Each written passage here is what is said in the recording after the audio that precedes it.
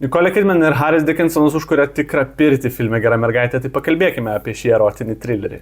Filmas pasakoja apie įtakingą didelės e-komercijos bendrovės direktorę, kuri atrodo turi viską – karjerą, šeimą, žodžiu, visas puikus rinkinys. Bet didelį jos dėmesį patraukia būtent į įmonę atėjęs praktikantas. Gal net galėčiau pasakyti, kad ne ji atkreipė dėmesį į praktikantą, o praktikantas įžūliai atkreipė jos dėmesį. Daugiau apie siužetą nepasakosiu, nes filmą tikrai verta pasižiūrėti patiems, tikrai verta patirti patiems, nes yra tikrai ne viena scena filme, kuri tiesiog užgniaužia kvapą. Tiek su pačia Nicole Kidman, tiek su pačiom aplinkom.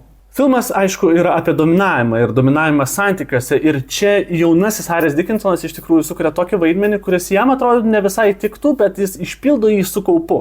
Bet labiausiai filme sužiba Nicole Kidman, kuris sukuria ir stiprios, ir tuo pačiu labai pažeidžiamos moters vaidmenį.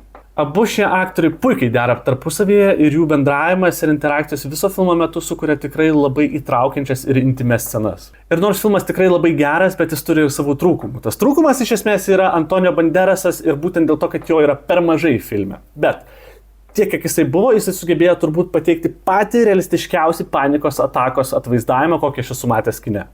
Ar jūs matėte šį filmą, ar jums patiko ar nepatiko Gera mergaitė, pasidalinkit savo nuomonėm komentaruose ir nepamirškit manęs pafollowint.